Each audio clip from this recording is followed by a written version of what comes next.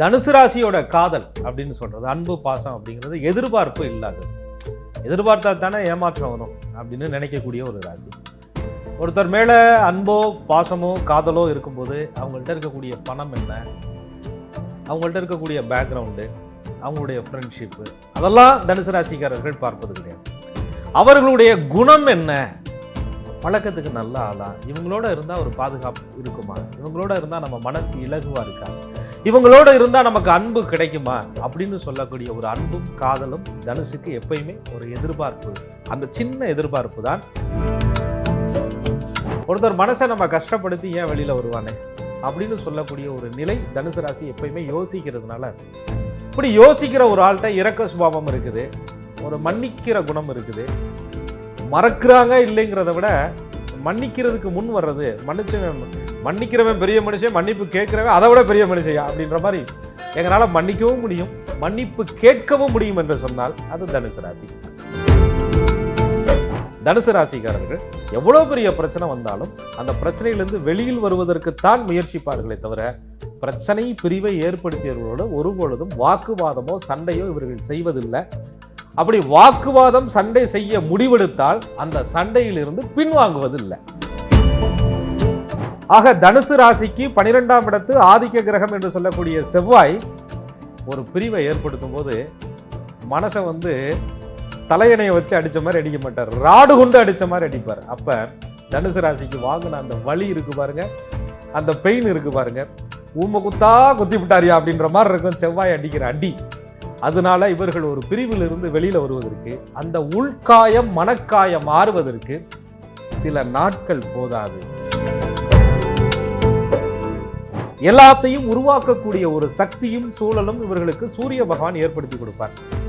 இவர்களுக்கு எப்பயுமே பாதிப்பை கொடுக்கக்கூடிய 6ஆம் இடத்து ருண ரோக சத்துரு ஸ்தானாதிபதி என்று சொல்லக்கூடிய சுக்கிரனே 11க்குடைய லாபாதிபதியாக வருவதனால அந்த பயணங்களாலும் திட்டங்களாலும் கிடைக்கக்கூடிய அறிமுகங்களாலும் மீண்டும் மன அழுத்தத்தில் மாட்டிக்கொள்ளாமல் இருக்கணும் இந்த தனுசு ராசி.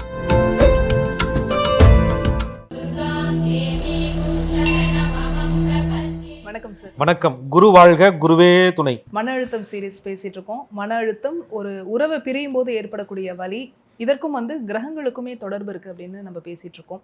அந்த வரிசையில தனுசு ராசிக்காரர்கள் இவங்களுடைய வாழ்க்கையில எந்த சூழ்நிலையில எந்த உறவை இவங்க பிரிகிறாங்க சார்? அதாவது தனுசு அப்படின்னா குரு தான் ஆதிக்க கிரகம். ஒரு உறவை பிரிகிறோம் அப்படிங்கிறதுக்கு முன்னாடி, அந்த பிரிகிறதுக்கு முன்னாடி ஒரு இணைவுன்னு ஒன்று இருக்கும்ல, ஒரு நட்புன்னு இருக்கும்ல, ஒரு பாசம்னு இருக்குல்ல, ஒரு நம்பிக்கைன்னு இருக்கும்ல. அது ஒருத்தருக்கு பாதிக்கப்படும் போது, அது மனதளவில் இவர்களை காயப்படுத்தும் போது, இவர்கள் வைத்த நம்பிக்கை சிதறடிக்கப்படும் போது தனுசு ராசிக்காரர்கள் ஒரு உறவிலிருந்து வெளியில் வர்றாங்க அல்லது வெளியேற்றப்படுகிறார்கள். சரி, தனுசு ராசியை அவ்வளோ சீக்கிரம் வெளியேற்றிட முடியுமா? ஏன்னா தனுசுனா நம்பிக்கை, தனுசுனா பக்தி, தனுசுனா அமைதி, தனுசுனா சாந்தம், தனுசுனா பொறுமை. என்னையாவது காலச்சக்கரத்திற்கு 9வது ராசி பாக்கிய ராசி, பாக்கியவான்கள் பிறக்கக்கூடிய ராசி.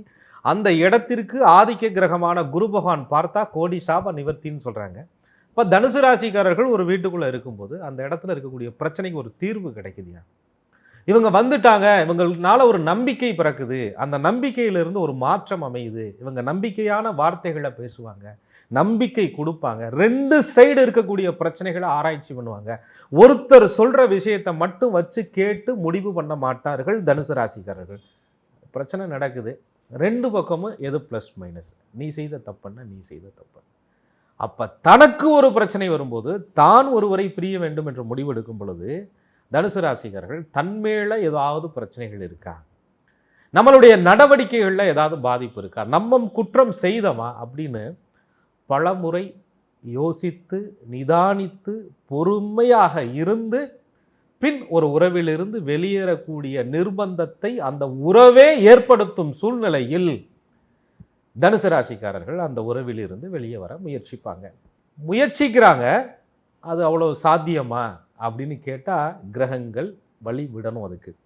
ஏன்னா உறவை சேர்த்ததே கிரகம் தாங்க, உறவை பிரிக்கிறதும் கிரகம் தாங்க. அப்போ காலச்சக்கரத்திற்கு 12ஆம் இடம் அப்படின்னு சொல்லக்கூடிய மீனத்திற்கும் குரு ஆதிக்க கிரகமாக வர்றதுனால, காலச்சக்கரத்திற்கு பாக்யாதிபதியாகவும் குரு வர்றதுனால உங்களுக்கு ஒரு பாக்கியத்தை கொடுத்தவங்க, உங்களுக்கு ஒரு புகழை கொடுத்தவர்கள், உங்களுக்கு ஒரு சந்தோஷத்தை கொடுத்தவங்க உங்கள்கிட்ட இருந்து ஒரு பிரியும் பொழுது உங்களுக்கு நிறைய வலி இருக்கும். உங்களுக்கு துக்கத்தை மட்டுமே கொடுத்துக்கிட்டு இருக்கிறாங்க, கஷ்டத்தை மட்டுமே கொடுத்துக்கிட்டு இருக்காங்க. அவங்க பிரியும் போது மனசில் சந்தோஷம் இருக்கும். அப்பா தொலைஞ்சிச்சிரா தொல்லை அப்படின்ற மாதிரி இருக்கும். அப்போ காலச்சக்கரத்தினுடைய 9ஆம் இடம் என்று சொல்லக்கூடிய பாகியஸ்தானத்திற்கு ஆதிக்க கிரகமான தனுசு ராசிகள் பிறந்தவர்களுக்கு ஒரு பிரிவு ஏற்படும் பொழுது அந்த பிரிவு இவர்களை காயப்படுத்துமா? அந்த பிரிவுலேருந்து இவங்க வெளியில் வர்றதுக்கு நாட்கள் ஆகுமா அப்படின்னு கேட்டால் நிச்சயமாக ஆகும். ஒரு பிரிவு என்பது இவர்களை காயப்படுத்தும். ஆனால் அந்த பிரிவு அப்படின்ற முடிவை கிரகங்கள் இவர்களுக்கு ஏற்படுத்தக்கூடிய சூழ்நிலையை பொறுத்து தான் அந்த பிரிவிலிருந்து தனுசு ராசிக்காரர்கள் வெளியில் வருவார்கள். தொடக்கத்துல நான் அந்த பிரிவை பத்தி கேட்கும் போதே நீங்க ரொம்ப அழகா சொல்லியிருந்தீங்க. பிரிவு அப்படிங்கிற வரத்துக்கு முன்னாடி அந்த இணைவுங்கிற ஒரு விஷயம் இருக்கும். ரொம்ப அழகான விளக்கம் கொடுத்தீங்க. இந்த தனுசு ராசியினுடைய காதலும் பாசமும் மற்றவர்கள் மேல வைக்கக்கூடியது எப்படி இருக்கும்? தனுசு ராசியோட காதல் அப்படின்னு சொல்றது, அன்பு பாசம் அப்படிங்கிறது எதிர்பார்ப்பு இல்லாதது. எதிர்பார்த்தா தானே ஏமாற்றம் வரும் அப்படின்னு நினைக்கக்கூடிய ஒரு ராசி. ஒருத்தர் மேலே அன்போ பாசமோ காதலோ இருக்கும்போது அவங்கள்ட்ட இருக்கக்கூடிய பணம் என்ன, அவங்கள்ட்ட இருக்கக்கூடிய பேக்ரவுண்டு, அவங்களுடைய ஃப்ரெண்ட்ஷிப்பு, அதெல்லாம் தனுசு ராசிக்காரர்கள் பார்ப்பது கிடையாது. அவர்களுடைய குணம் என்ன, பழக்கத்துக்கு நல்ல ஆளா, இவங்களோட இருந்தால் ஒரு பாதுகாப்பு இருக்குமா, இவங்களோட இருந்தால் நம்ம மனசு இலகுவாக இருக்கா, இவங்களோட இருந்தால் நமக்கு அன்பு கிடைக்குமா அப்படின்னு சொல்லக்கூடிய ஒரு அன்பும் காதலும் தனுசுக்கு எப்பயுமே ஒரு எதிர்பார்ப்பு. அந்த சின்ன எதிர்பார்ப்பு தான் இந்த ராசியினுடைய அன்பு காதலாக இருக்குது. ஆனால் அதே நேரத்தில் குடும்பத்துக்கு ஒன்றுனா தனுசு ராசிக்காரர்கள் அந்த குடும்ப பந்தத்தில் எப்படி இருப்பாங்க தெரியுங்களா? ரொம்ப அட்டாச்மெண்ட் இருக்காது. ஆனால் குடும்பத்திற்கு ஒரு பிரச்சனை என்றால் முதல் ஆளாக நிற்பது தனுசு ராசி தான். காதலாக இருக்கலாம், குடும்பமாக இருக்கலாம், நண்பர்களாக இருக்கலாம். இவர்கள் விலகி இருப்பது போன்று அவர்களுக்கு தெரியும். ஆனால் இதயத்திலே விலகாமல் இருக்கக்கூடிய ஒரு அன்பும் பாசமும் கொண்ட ராசி தனுசு ராசி. தனுசு ராசியே ஒருத்தரை நீ போ எனக்கு வேண்டான்னு பிரிகிற அளவுக்கு அந்த எதிராளி என்ன மாதிரியான சூழ்நிலையை தனுசு ராசிக்கு ஏற்படுத்தியிருக்காங்க? தனுசு ராசிக்காரர்களே வேணாம் அப்படின்னு சொல்ற அளவுக்கு என்ன சூழலை உருவாக்கி இருப்பார்கள் தான் நீங்க கேட்குறீங்க. தனுசு ராசியே என்ன அப்படி கிடையாது. அது ராசியாதிபதி குரு. நம்ம யாரையும் காயப்படுத்த வேண்டாம். அந்த சூழலை நாம உருவாக்குனதா இருந்துடக்கூடாது. ஒருத்தர் மனசை நம்ம கஷ்டப்படுத்தி ஏன் வெளியில் வருவானே அப்படின்னு சொல்லக்கூடிய ஒரு நிலை தனுசு ராசி எப்பயுமே யோசிக்கிறதுனால, இப்படி யோசிக்கிற ஒரு ஆள்கிட்ட இரக்க சுபாவம் இருக்குது, ஒரு மன்னிக்கிற குணம் இருக்குது. மறக்கிறாங்க இல்லைங்கிறத விட மன்னிக்கிறதுக்கு முன் வர்றது, மன்னிக்கிறவன் பெரிய மனுஷன், மன்னிப்பு கேட்குறவன் அதை விட பெரிய மனுஷையா அப்படின்ற மாதிரி எங்களால் மன்னிக்கவும் முடியும், மன்னிப்பு கேட்கவும் முடியும் என்று சொன்னால் அது தனுசு ராசி. அதனால இவங்க ஒரு உறவை விட்டு பிரியும் போது அந்த உறவுகள் ஏற்படுத்திய அந்த காயங்கள் ஒரே செயலை திரும்ப திரும்ப செஞ்சுக்கிட்டே இருக்கிறாங்க. எத்தனை வாய்ப்பு கொடுத்தும் இவர்கள் மாறப்போவதே கிடையாது. இவர்கள்ட்ட எந்த மாற்றமும் நமக்கு தெரியல. எப்போ பார்த்தாலும் குறை சொல்லிக்கிட்டே இருக்கக்கூடிய ஒரு உறவு. இந்த உறவிடம் நாம் இருந்தால் மன நிம்மதியே போயிடும். இந்த உறவு உண்மையான உறவு கிடையாது. இந்த உறவுனால என்னைக்குமே நமக்கு ஒரு மரியாதை போயிடும், ஒரு மகிழ்ச்சி இருக்காது, சந்தோஷத்தை விடியா மரியாதை இல்லாமல் போயிடும் அப்படின்ற ஒரு சூழலை இவர்கள் உணரும் பொழுது, அந்த சூழலை இவர்களுக்கு ஒருத்தர் உருவாக்கும் பொழுது பிரிவார்கள்ங்கிறது அப்புறம் அந்த உறவிலிருந்து வெளியில் வர தனுசு ராசிக்காரர்கள் முயற்சிப்பார்கள். பொதுவாக பிரிவு அப்படின்னு வரும்போது பிரச்சனை ஆட்டோமேட்டிக்காக வரும். இந்த பிரச்சனையை தனுசு ராசிக்காரர்கள் எப்படி ஹேண்டில் பண்ணுறாங்க? பிரச்சனை வந்ததுனால தான் நாங்கள் பிரிகிறோம் அப்படின்னு சொல்லக்கூடிய சூழ்நிலை தனுசு ராசிக்காரர்கள்ட்ட எப்பயுமே இருக்கும். என்ன காரணம் அப்படின்னா, இவங்க ஒரு பிரச்சனை வருது, ஒரு பிரிவு ஏற்பட்டு ஒரு பிரச்சனை வருது, அல்லது பிரிவை ஏற்படுத்துறதுக்கே ஒரு பிரச்சனை வருது அப்படின்னு சொன்னால் சத்தம் போட மாட்டாங்க. ரொம்ப அமைதியாக யோசிப்பாங்க, ரொம்ப நிதானமாக முடிவெடுப்பாங்க. அந்த முடிவில் மாறாமல் முடிவெடுப்பார்கள். கூடுமான வரை யார்கிட்டையும் ஆலோசனை கேட்கிறது, இது இப்படி பண்ணுனா எப்படி ஆகும் அப்படின்ற ஒரு குணம் இவர்கள்ட்ட வராது. தன் மனதிற்குள் ஆலோசனை கேட்பார்கள். கதவை மூடிடுவாங்க. எந்த கதவைன்னு கேட்டால் மனக்கதவை மூடி விடுவார்கள் தனுசு ராசிக்காரர்கள் பிரிவு ஏற்படும் பொழுது. அந்த பிரச்சனை ஏற்படுத்தியவர்கள்ட்ட சண்டை போட்டால் தானே, வாக்குவாதம் பண்ணா தானே, அதற்காக செலவிடும் நேரம் என்பது வீண் அப்படின்ற உணர்வு இவர்களுக்கு வர்ற காரணத்தினால பிரச்சனையாவே பார்த்துக்குருவான் அப்படின்னு சொல்லக்கூடிய குணம் வர்றதுனால தனுசு ராசிக்காரர்கள் எவ்வளோ பெரிய பிரச்சனை வந்தாலும் அந்த பிரச்சனையிலிருந்து வெளியில் வருவதற்குத்தான் முயற்சிப்பார்களே தவிர பிரச்சனை பிரிவை ஏற்படுத்தியவர்களோடு ஒருபொழுதும் வாக்குவாதமோ சண்டையோ இவர்கள் செய்வதில்லை. அப்படி வாக்குவாதம் சண்டை செய்ய முடிவெடுத்தால் அந்த சண்டையிலிருந்து பின்வாங்குவதில்லை. இது தனுசு ராசியினுடைய குணம். தனுசு ராசி ஒரு உறவுலேருந்து வெளியில் வராங்க, ஒரு பிரிவை சந்திக்கிறாங்கன்னா அவங்களுடைய மனக்கதவை சத்தம் இல்லாமல் க்ளோஸ் பண்ணுறாங்க அப்படின்னு சொன்னீங்க. இது வரைக்கும் அந்த உறவுக்கு அவங்க கொடுத்துட்டு இருக்கக்கூடிய சப்போர்ட்டாக இருக்கட்டும், உதவியாக இருக்கட்டும், அதெல்லாம் தொடர்ந்து செய்வாங்களா, இல்லை முழுமையாக ஒரு பிரிவை சந்திச்சு வெளியில் வந்துருவாங்களா? அதாவது நீங்கள் கேட்குறது எப்படி இருக்குன்னா, கதவை முழுசும் மூடிடுவாங்களா அப்படின்னு கேட்டால், நாங்கள் வந்து ஃப்ரெண்டு கதவை தாயா மூடினோம், பேக் டோருக்கு திறந்து தாயா இருக்குது, எல்லா சன்னலும் திறந்து தான் இருக்குது அப்படின்னு சொல்லிட்டு அந்த செய்யக்கூடிய உதவியை யாருக்கும் தெரியாமல் ஜன்னல் வழியில் கூட பின்புற வாசலில் கூட ஒருவருக்காக செய்யக்கூடிய குணம் தனுசு ராசிக்கு இருக்குது. நீ என்கிட்ட பேசலை, நீ எனக்கு உதவி செய்யலை, நீ எனக்கு உபத்திரம் மட்டுமே கொடுத்துக்கிட்டு இருக்க, உன்னால் எனக்கு நிம்மதி இல்லை அப்படின்ற சூழல் வந்தாலும் கூட தனுசு ராசிக்கு அதிபதியான குரு பகவான் தன்னுடைய பார்வை பலனால் நன்மைகளை செய்கிறார். இருக்கிற இடம் கொஞ்சம் பாதிப்பு அப்படின்னு சொல்கிறோம் இல்லையா? அதனால் தனக்கு பாதிப்பு ஏற்பட்டாலும் விட தன்னுடைய பார்வை, தான் கொடுப்பது, தான் செய்யக்கூடிய கடமை, இதிலிருந்து நம்ம பின்வாங்க வேண்டாம். அவர்களாக வேணான்னு சொன்னால் போயிட்டு போகுது அப்படின்ற குணம் இருக்கும் வரை இவர்கள் கொடுப்பதை நிறுத்துவதே கிடையாது. ஏதோ ஒன்று சார், ஒரு உறவை வந்து பிரிகிறாங்க, பிரிவு அப்படின்னா அது ஒரு தாங்க முடியாத வலி தானே. இந்த வலியை தனுசு ராசிக்காரர்கள் எப்படி ஹேண்டில் பண்ணுறாங்க? ரைட்டு. பிரிவை ஏற்படுத்தியது எந்த கிரகம் அப்படின்னு எடுத்துக்கோங்க. 12ஆம் இடம் தான் ஒரு ஜாதகத்தில் பிரிவை பற்றி பேசுகிற இடம். ஒருத்தர் வெளிநாடு போயிட்டாங்க, 12ஆம் இடத்தை பார்ப்போம். குடும்பத்தை விட்டு தள்ளி இருக்கிறாங்க, 12ஆம் இடத்தை பார்ப்போம். அது மாதிரி அந்த 12ஆம் இடம் என்பது அயன சயன போக மோட்சம் அப்படின்லாம் சொல்லப்படுது. இந்த பிரிவை ஏற்படுத்துகிற கிரகங்கள் ராகு, கேது, சனி. அது செவ்வாயோடு இன்னும் கொஞ்சம் சேரும் பொழுது அது உக்கிரமான பிரிவுகளாக இருக்குது. இறப்பு மட்டுமே பிரிவு கிடையாது இல்லையா? வாழ்ந்து கொண்டே ஒருத்தரை வந்து மறக்கிறது, அவங்களோட நேசிச்சுக்கிட்டே அவங்களோட வாழாமல் இருக்கிறது, அது ஒரு பெரிய துக்கம் இல்லையா?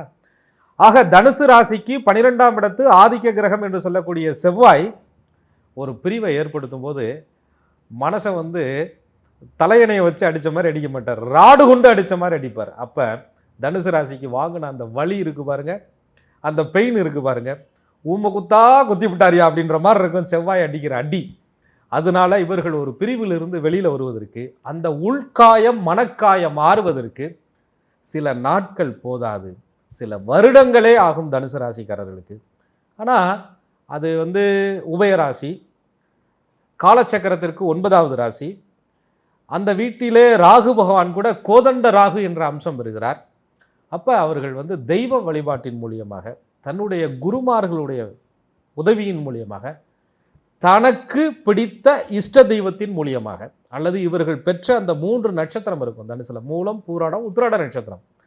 இந்த நட்சத்திரத்திற்கு ஆதிக்க ஸ்தலங்கள், சித்தர் ஸ்தலங்கள், இவர்களுடைய ஜாதகத்தில் சந்திர பகவான் பாதிக்கப்பட்ட நிலையினுடைய அமைப்பு. சந்திரன் தனுசுல இருப்பார், அதை எந்த கிரகங்கள் பார்க்குது, இந்த சந்திரனுக்கு எந்த நட்சத்திரத்தில் இருக்கிறாரோ அந்த நட்சத்திர நாதன் எந்த இடத்துல இருக்கிறார், அதை பொறுத்து இவர்களுக்கு முறையான வழிபாடுகள், சரியான தான தர்மங்கள். சந்திரன் மன பாதிப்பை கொடுக்குறாரு, மனோகாரகன், அதுக்கு வந்து எத்தனையோ ஸ்தலங்கள் இருக்குது. நம்ம பிரசன்ன வெங்கடாஜலபதியை சொல்கிறோம், திருச்சியிலேருந்து முசிறி போகிற இடத்துல. இப்படி ஒவ்வொருவருடைய சுய ஜாதகத்தை பொறுத்து அந்த இறை வழிபாடுகளும் இறைவனுடைய அனுகூலங்களும் இவர்களுக்கு தேர்ந்தெடுத்து கொடுக்கும்போது இவர்கள் அந்த பல வருடமான பாதிப்பை சில நாட்களிலேயே வெளியில் வருவதற்கு அந்த இறைவன் அனுகூலம் பண்ணுவார். ஏன்னா தனுசு ராசிக்காரர்கள் ஒரு பிரிவிலிருந்து வெளியில் வருவதற்கு இறைவனை தவிர அருமருந்து வேறு எதுவும் கிடையாது. அவனுடைய சரணாகதியை தவிர இவர்களுக்கு வேறு அருமருந்து கிடையாது. குருவினுடைய திருவடியை தவிர தனுசு ராசிக்கு வேறு வழி கிடையாது. எந்த மனுஷ பயலை நம்பினாலும் தனுசு ராசிக்காரர்களுக்கு பின்னால் பிரச்சனை தான் உண்டே தவிர தெய்வத்தை மட்டுமே நம்ப வேண்டும். தன்னுடைய சுய ஜாதகத்திற்கு தகுந்த தெய்வ வழிபாடுகளை இவர்களுடைய லக்னாதிபதியினுடைய அமைப்பை பொறுத்து இவர்கள் ஏற்படுத்தி கொண்டால் தனுசு ராசி பிரிவில் இருந்து வெளியில் வரலாம். தனுசு ராசிக்காரவங்களுடைய அந்த பிரிவோட வலி குறையறதுக்கு நாள் ஆகும் அப்படின்னு சொன்னீங்க. சுய ஜாதகத்தை பொறுத்து நம்ம வழிபாடு செய்கிறோம், அதுலேருந்து வெளியில் வரோம். சரி, இந்த ஜேர்னியில் இந்த பிரிவோட வலி அப்படிங்கிறது இவங்க வெளியில் காட்டுவாங்களா? இவங்களோட நடவடிக்கையில் அதெல்லாம் தெரியுமா சார்? தனுசு ராசிக்காரர்களுக்கு ஆதிக்க கிரகம் குரு பகவான்னு நம்ம சொல்கிறோம். மேக்சிமம் பேர் தனுசு ராசிக்காரர்கள் தன்னுடைய பிரிவை, தன்னுடைய சோகத்தை வெளியில் காட்டுவது கிடையாது. லக்னத்தை பொறுத்து சில அம்சங்கள் வேணால் மாறலாம். அழுக வராது மாதிரியே இருப்பாங்க, ஆனால் அழுவாங்க. மனசை மியூட்டில் போட்டு அழுகிற ராசி தனுசு ராசி. ஆக மனசுக்கு கூட கேட்கக்கூடாதான் தான் அழுகிற வழி அப்படின்னு சொல்லக்கூடிய நிலை தனுசு ராசிக்காரர்கிட்ட இருக்கும். அழுக மாட்டாங்க, அழுகிறத காட்ட மாட்டாங்க, ஆனால் மனசு அழுகும். அந்த பிரிவை நினைத்து மனம் என்பது துக்கப்படும். அப்படி அந்த மனசு வந்து மியூட்டில் போட்டிருக்கும்போது ஏகப்பட்ட கேள்வி கேட்கும். மனசாட்சி என்பது இவர்களை உறுத்தும். ஏன் இப்படி ஆச்சு? நல்லது பண்ணமே, நல்லது தானே நடந்திருக்கு, நல்லது தானே செய்தோம், எங்கோ இருந்த ஒன்று இன்னைக்கு எங்கேயோ இருக்கே.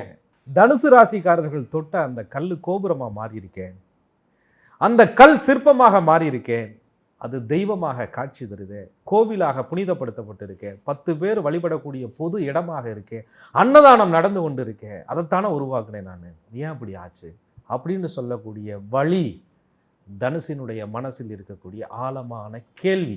தனுசு ராசிக்காரர்கள் இவங்க வாழ்க்கையில சந்திக்கக்கூடிய இப்படியான பிரிவுக்கும் வலிக்கும் ஒரு தசாபுத்தி தான் காரணமா இருக்கு இல்லையா? இதுலேருந்து முழுமையா வெளியில வரத்துக்கும் கிரகங்கள் வந்து சப்போர்ட் பண்ணுமா சார்? அது ஏன் பண்ணாது? அதாவது ராசியாதிபதி குரு இல்லையா, அந்த குருவோட கேது தொடர்பு அல்லது தனுசு ராசிக்காரர்களுக்கு கேது எங்கே இருக்கிறாருங்கிறத பொறுத்து தான் அந்த சூழல்.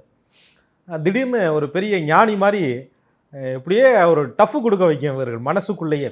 வாழ்க்கையில் இதெல்லாம் சகஜம்யா, எதை கொண்டு போக போகிறோம், எதை எடுத்துகிட்டு வந்தோம், நிர்வாணமாக வந்தோம், நிர்வாணமாக போக போகிறோம், என்னையா பெரிய காசு பணம் சொந்தம் வந்தோம் அப்படின்னு சொல்லக்கூடிய ஒரு ஞானம் என்பது தனுசுக்கு இந்த இடத்துல உதயமாகும்.